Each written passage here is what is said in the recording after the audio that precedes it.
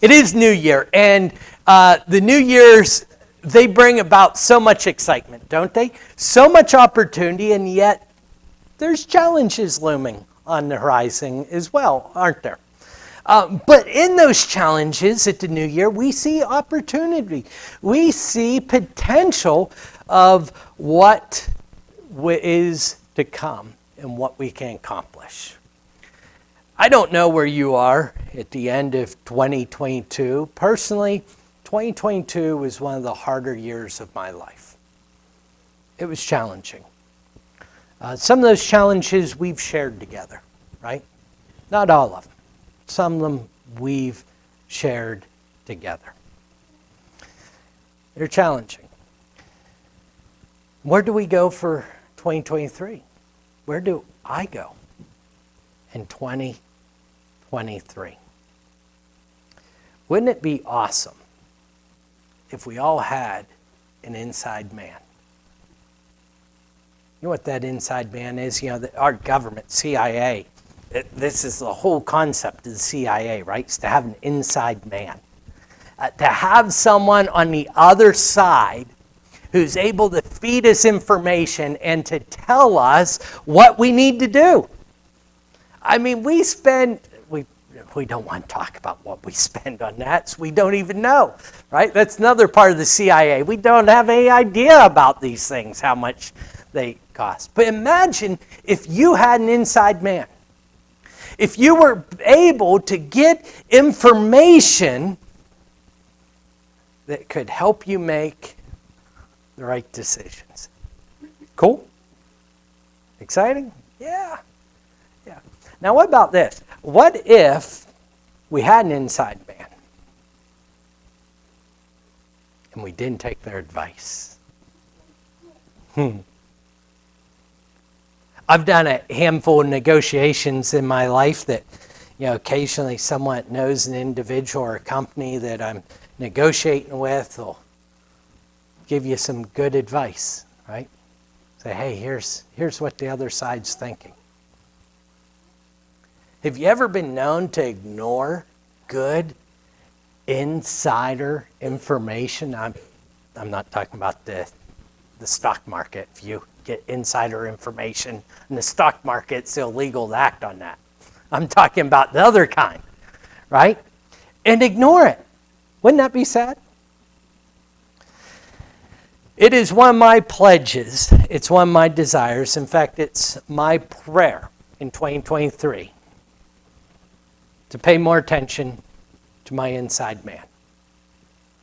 In fact, this is my prayer, Ephesians 3:14 through 19.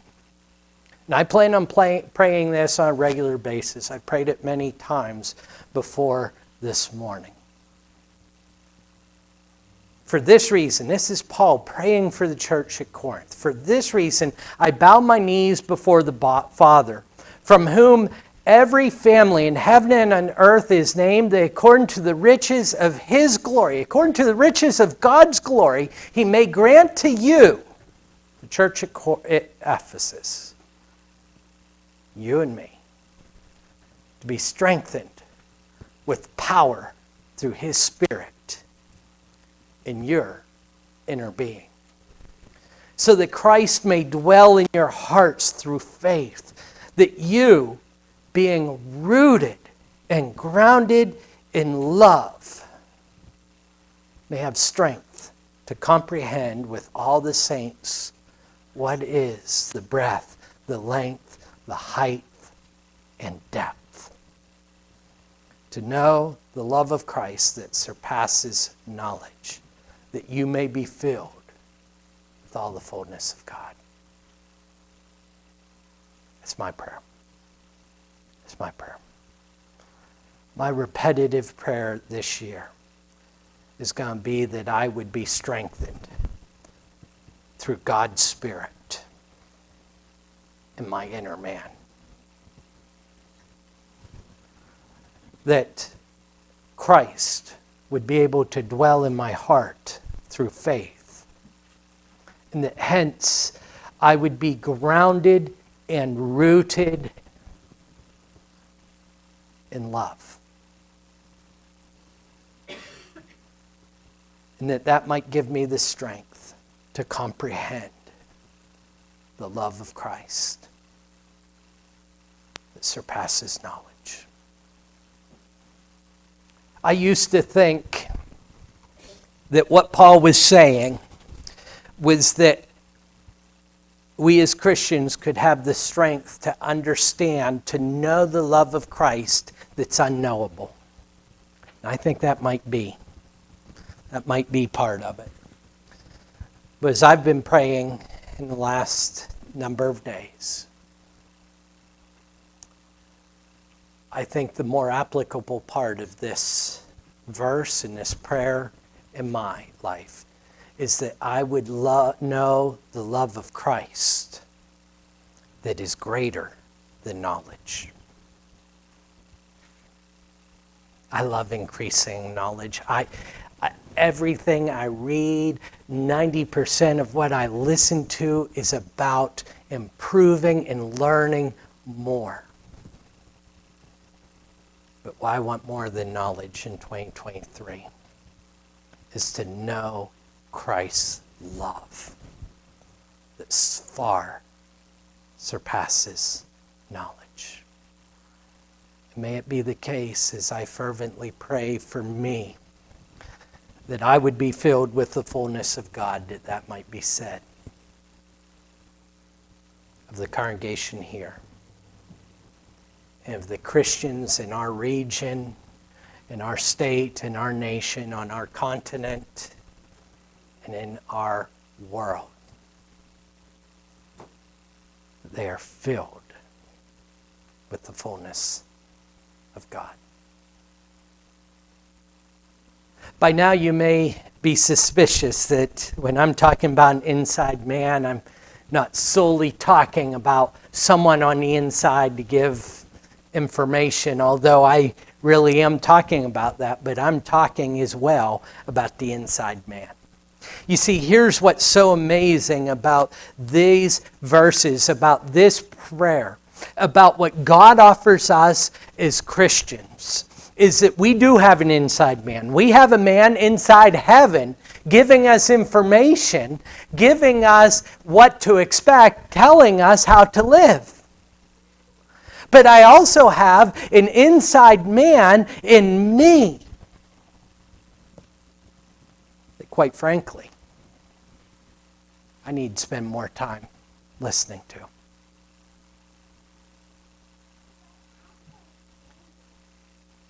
Some of the battles, most of the battles, the most important battles of 2023 aren't going to be won because you were good enough, because you were strong enough, because Mike said the right words, because Mike did the right things.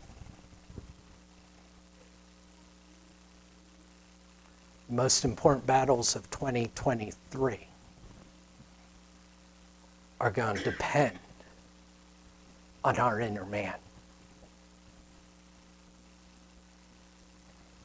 The beauty of that is that Paul wrote in Corinthians, 2 Corinthians, the 4th chapter, the passage that Corey read for us, starting in verse 7 down through verse 18.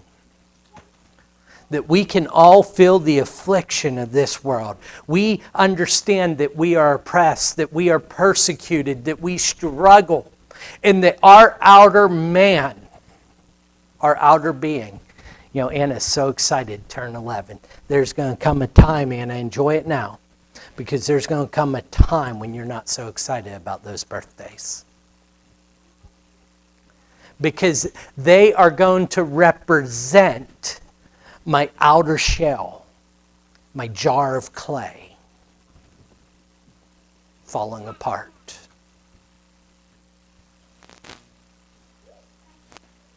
And becoming less valuable.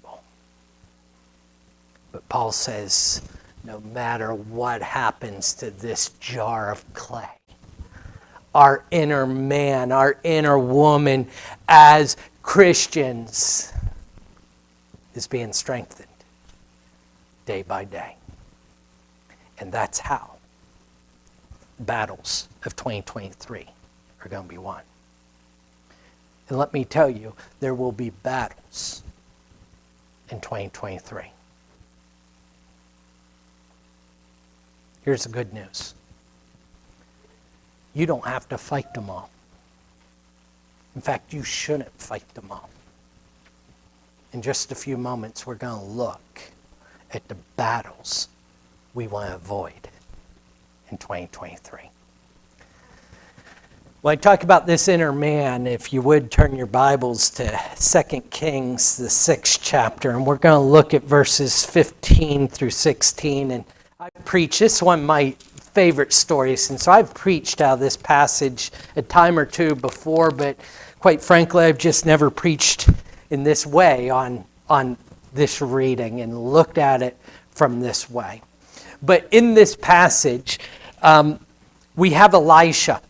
And I spent some time this week reading through 2 Kings, and it's moving to me to see Elisha has been following Elijah. And Elijah is at the end of his life, and this man is so amazing that God has dictated he's not going to see death. I'm going to take him into heaven, and I'm going to do it in a chariot of fire. And so Elisha knows it's God's will, and Elisha is following along with him. And Elijah says to his younger mentee, he says, you stay here, I need to keep going. And Elisha, knowing what's going on, he says, no, I'm going with you. And he goes on, he says, you stay here at Bethel. He says, no, I'm going to Jericho with you. And they go to Jericho, and he says, you stay here at Jericho. And he says, no, I'm going with you out to the river and with you out to the wilderness. And he's clinging to Elisha. But when the time comes, Elijah is taken. Just prior to that, prophets are coming up to Elisha and they say, you know, your master, your teacher is about to be taken. He says, I know, don't talk to me about it. Keep your mouth shut. Close your mouth, he says. They go out into the wilderness, and this great prophet, this man of God who's done so much good work, is taken into heaven, and his cloak falls back onto the earth. And Elijah, who knows God as well as any, takes that cloak and he's hitting the Jordan River. And he's saying, where is Yahweh? Where's Yahweh? Where's my God? The God of Elijah. Have you felt that way? Have you seen the battles coming? Have you not wanted to face the battles and yet were engulfed and overtaken by the battle and asked yourself, where is God now?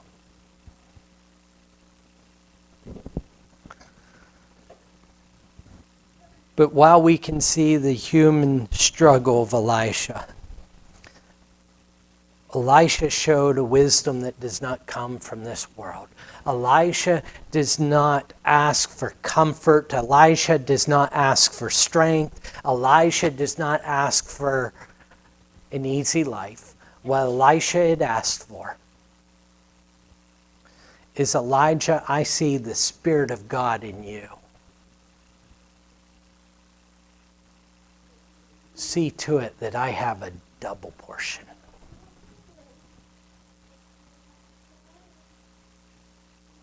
Elijah had said to him, this is an easy thing that you ask. I always took that to mean it's not easy for you to have a double portion of God's Spirit, and I think that's part of it.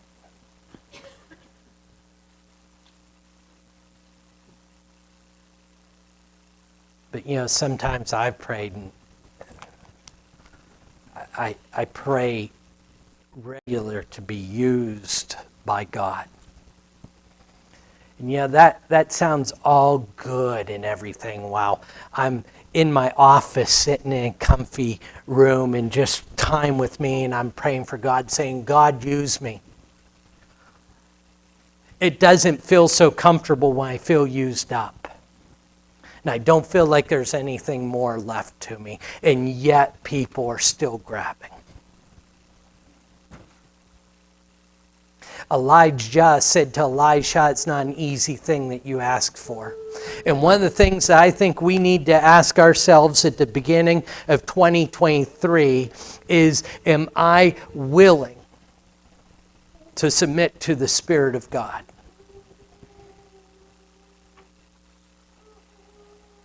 It's not all rainbows and unicorns. It wasn't for Elijah, wasn't for Elisha, it certainly wasn't for the man we follow.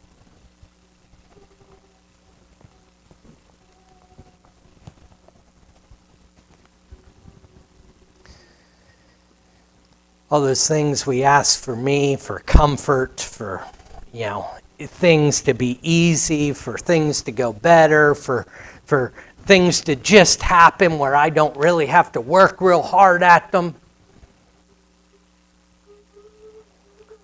Paul would say, you're still carnally thinking. You're still thinking in the flesh. If I'm going to listen to my inside man, it's going to mean that I act in ways that are contrary to my outside man. It's going to come with a cost. It's going to come with a cost. This man Elisha that got the double Spirit of God, he's the individual we read of in 2 Kings, the 6th chapter.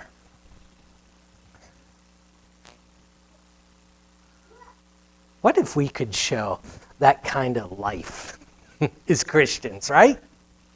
You don't have to look at that little guy and study him, know he's alive. I mean, that'd be the case for us in 2023. We don't have to study to see whether they're alive spiritually. It's bubbling out. Elisha, in 2 Kings, the 6th chapter, is the inside man. We're going to come back to some of these early verses in verses 8 through 14 in a few minutes where we see what's really going on. But I want to first start with 15 through 19. It's a passage you've heard before. But I want it to be known that until we can really understand how to tackle the problems and the challenges and the struggles of 2023, we have to see with spiritual eyes. And the spiritual eyes, as I was building up with, are different than the physical eyes. Corey's scripture reading showed that. Verse 18 says, the things they're seeing, he's talking about physical eyes, are transient, they're passing, they're going to be gone, they're deteriorating, they're rotting away. But the unseen things are eternal. If we're going to tackle the real problems of 2023, it's going to be with open spiritual eyes. So starting in verse 15 of 2 Kings, the 6th chapter, when the servant of the man of God rose early in the morning and went out, behold, an army with horses and chariots were all around the city. And his servant said, alas, my master, what shall we do? I don't know about you. I've given some of my imagery in times past about this reading. But I see the servant of Elisha going out with his coffee and he's going out for the mail. And he opens the front door and there's these armies, right? What a shocker. The coffee flies. We don't need caffeine to wake up anymore. We're awake. And he yells, alas, my master, what shall we do? And the implication is it's hopeless. Now, I've told you before, verse 17, I view Elisha not even getting up from the chair, reading the newspaper. Legs crossed, comfort. Don't worry. The guys that are with us are greater than the guys that are with them. What? You see, I can see all the battles of 2023. I can see all the struggles. I see all the threats. What do you mean? I don't see anyone for us. It's just you and I. 16, he said, do not be afraid, for those who are with us are more than those who are with them. Then Elisha prayed and said, now, what are you praying for at that time? Lord, get rid of this army. Lord, get us out of here. Lord, give me a tunnel.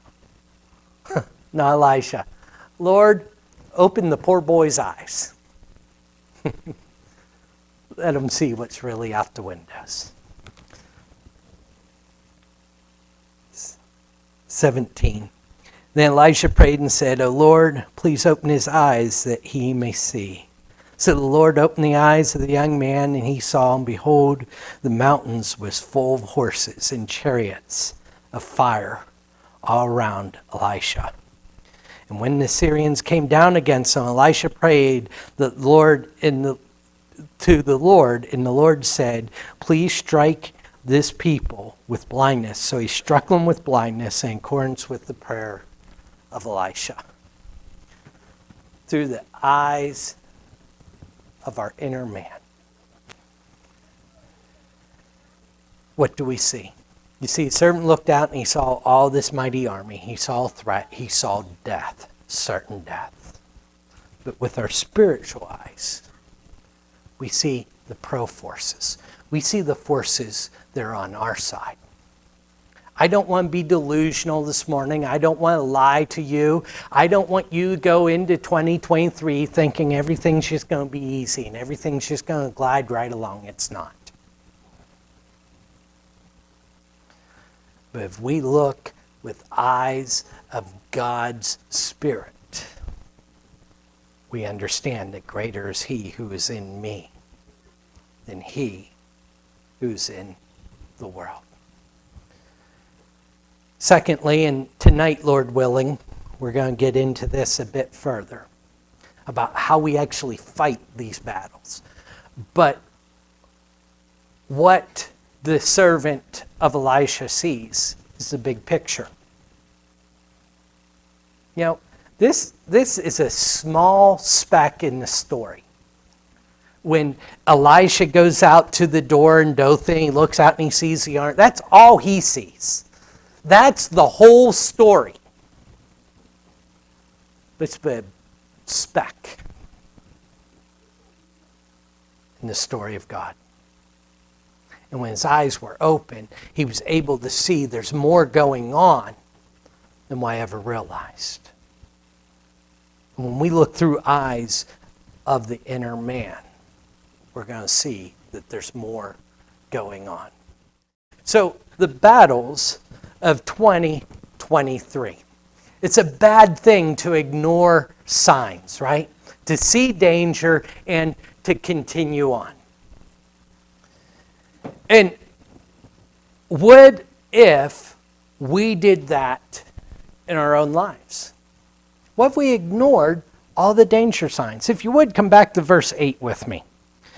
Once when the king of Syria was warring against Israel, he took counsel with the servants, saying, at such and such a place shall be my camp. But the man of God sent word to the king of Israel, behold, that you do not pass this place, for the Syrians are going down there. And the king of Israel sent to the place about which the man of God told him. Thus he used to warn him, and so he saved himself there more than once or twice. And the mind of the king of Syria was greatly troubled because of the thing, and he called his servants and said to them, will you not show me who of us is for the king of Israel? And one of the servants said, none, my lord, O king, but Elisha the prophet who is in Israel tells the king of Israel the words that you speak in your bedroom. And he said, go and see where he is, that I may send and seize him. It was told him, behold, he is in Dothan. So he sent their horses and chariots and a great army, and they came by night and surrounded the city. Now, I told you earlier, there's going to be battles of 2023. And I know that because there were battles in 2022, and I could go back more years, less than some of you, but more than I want to think about. And there have been battles in every one of those years. But there's another reason that I know there's going to be battles in 2023. And that is, in fact, some of these battles, a lot of these battles, are desired battles. We started earlier in verse 15 where the servant of Elisha goes out and he sees this great army. But have we stopped to ask ourselves, why is that army there? They've come after one man. One man, this whole army has assembled and come the whole way to Dothan to get him. Why? Because he's a problem for the enemy. As Christians, we need to be a problem for the enemy. And because of that, we are going to have problems in 2023. The question is, are we a problem for the enemy? We're going to be. You are going to be. The way you live, the way you conduct yourself, the goals and the aims of your life are going to be a problem for the enemy. And he'll be coming. He'll be coming. But did you notice how they got there as well? The king says, tell me who the inside man is. Tell me who he is. Who is in my army that keeps telling Israel every time we're going to attack them where we are and to avoid the place? Isn't that funny that the enemy thinks he can get rid of the problem? But you're hanging around for a while. And the problem is way worse than he thinks. You know, I talked about that inside man when I got started. Imagine the news to the king of Syria. It is worse than a mole in our army. It's worse than a mole in the CIA. It's worse than a mole in our government. He knows what you're thinking when you lay down at night. The man of God has your words, and he knows what's going on. Wow. No wonder he was willing to dedicate a whole army to go after one man.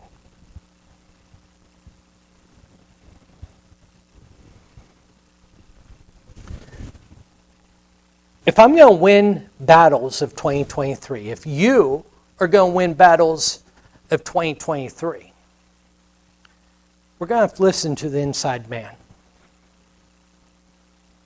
Has it ever occurred to you that Meta and Google might know you better than you know you? Did you know that your phone knows the time of day, the week of the month of the year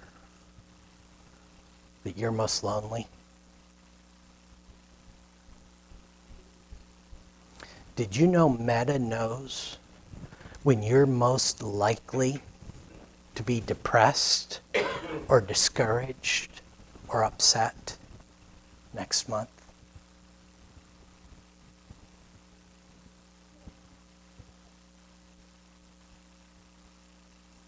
And so what's the relevance?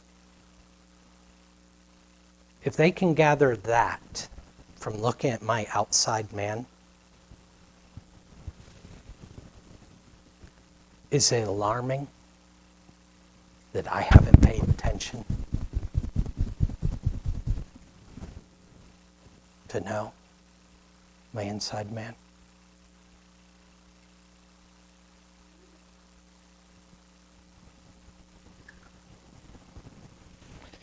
You see, Elisha says, don't go down there, because they're going to ambush you.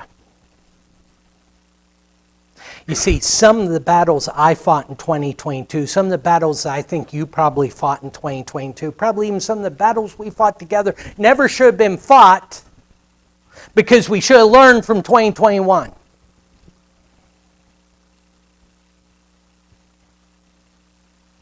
But I wasn't paying attention. And I didn't listen to the inside man. What is that, chastisement? No. It's saying, let's learn from 2022. And let's listen to the inside man. Let's at least collect and pay attention to the data that Meta and Google and Amazon is able to collect and know so much about me that I know that there's some battles I don't have to fight in 2022. You know what? I could talk to these youngsters. We've got groups of them here across the front and a group in the back. And I could talk to them about not fighting the battle of approval, of popularity, of impressing others. But you know what? It needs to be to the whole congregation, doesn't it? That one of the battles that we don't need to fight is to prove our worth, because Jesus Christ died to prove our worth. How much of what we do is motivated to show others who we are and what we are and how we are and what we're going to be? There's some battles I don't need to fight this year. There's some battles that I've learned from 2022 that I need to sidestep. The inside man says, hey, they're over here. They're going to ambush you. It's occurred to me that sometimes I'm asking for God to strengthen me in battles He never intended for me to fight.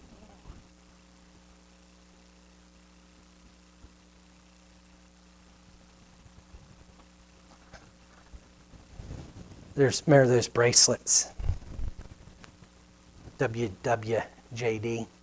What would Jesus do? There's a meme going around this year that makes for a little bigger bracelet. But instead of WWJD, what would Jesus do? It said Jesus probably never would have got himself in this position in the first place. There's my life, right? There it is. There's some battles I don't need to fight in 2023. I need to avoid. Let's get a little more specific into them. You see, there's places to be avoided. The way we don't fight the battles is we avoid the places where they're laying an ambush. You see, Syria would set these ambushes, and Elisha would say, hey, Israel, don't go over there. Don't go the 5th and 9th Street, because they're sitting waiting to mug you. And so they go around. Are there places, there are places, are we aware of the places that I'm most vulnerable?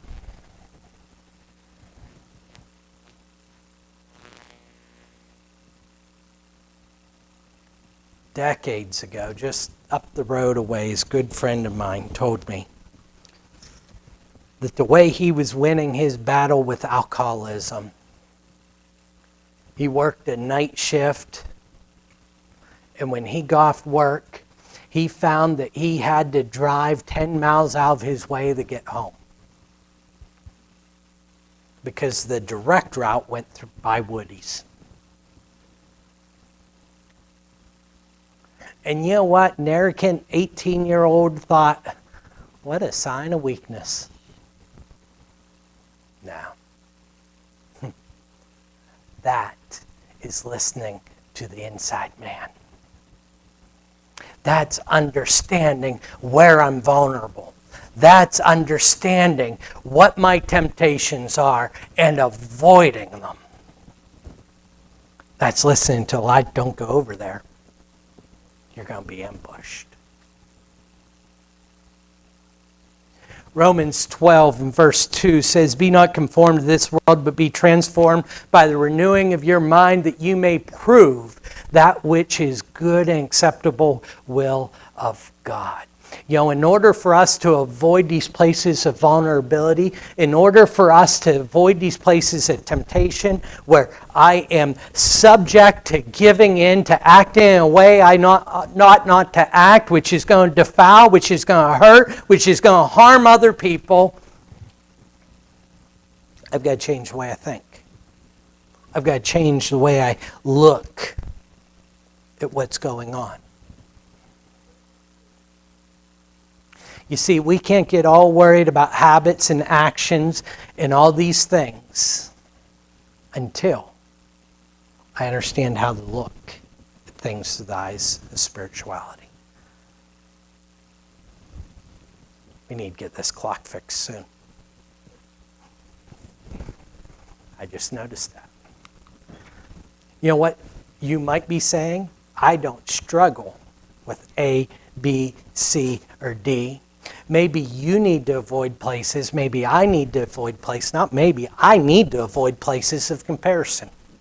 You know, the part where you realize that you don't give in to substance abuse, you don't give in to pornography, you don't give in to foul language, you don't give in to X or Y or Z, and that's why you're better than everyone else. Maybe that's a place you need to avoid. You know, not all comparison, though, is judgmental. You know, Facebook, and Becca and I were talking about this the other day, everything's filtered, everything's poised, everything's, right, quit the screaming, you know, get that trash cleaned up, you know, and let's all get in here and let's all smile, and we're all a big happy family. See? It's all good. Okay, the picture's taken now. Let me get back at this, right? And sometimes you feel inadequate because of comparisons. There's places we need to avoid. One of my struggles with some of these things I've shared with you in fact, and it was a scientific study. It made me realize it about myself. Emotions are contagious. Emotions are contagious. Application number 1, I need to be sharing the right kind of emotions. You should be happier for being around me. If not, I'm failing. Number 2, there's some personality types, there's some people, they're sharing things I don't need any part of. People say, oh, Facebook's so negative. Oh, Facebook's so... Clean up your feed, right? You don't even have to unfriend people. Unfollow. Unfollow. Unfollow. Is that me judging them? No, that's me not becoming negative. Right? Maybe I need to avoid Facebook altogether. That might be the answer. Maybe I need to avoid the dangers of CNN. Maybe I need to avoid the dangers of Fox News. What am I filling my mind with? Because when I get into these things, they're what I talk about. What if I talked about Christ as much as I talked about politics? What if I was as worried about someone's soul as much as I was their stance on any issue? What if I shared what was on my mind? Oops, I do. The Pharisee said, man, thank you, God, for not making me like him.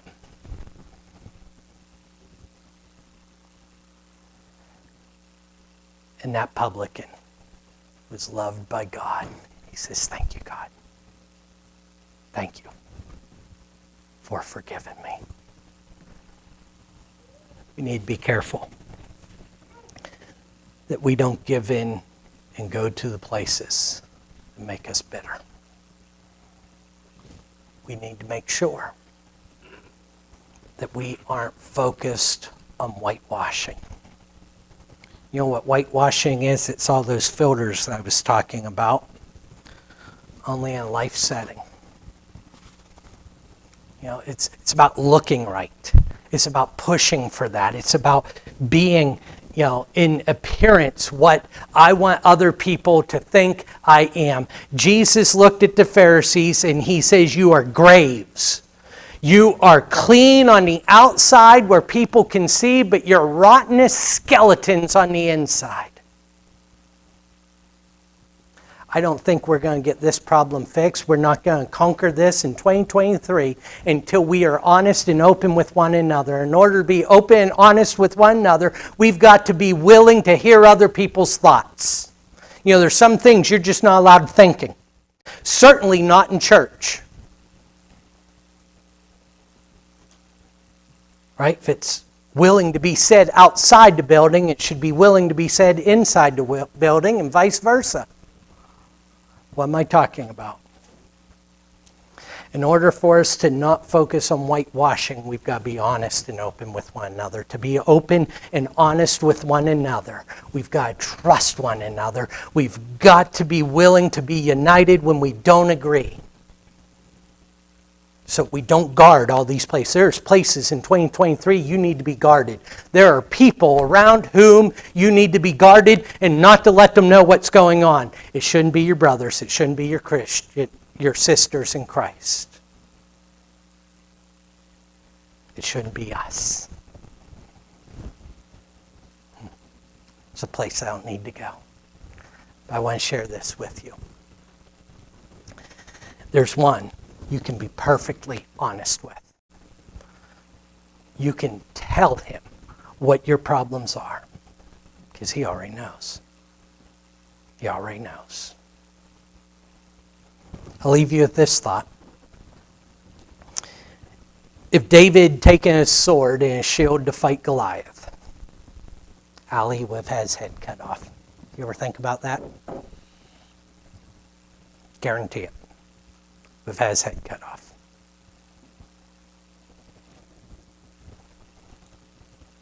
The way we're going to win battles of 2023 is by paying attention to the inner man, by submitting ourselves to Jesus Christ.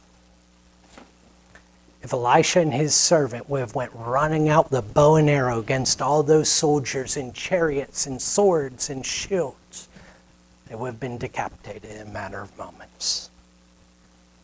Don't plan on fighting in 2023 like the world fights. Let's all make sure we're submitting to Jesus Christ and that we're endeavoring to listen to that inner man.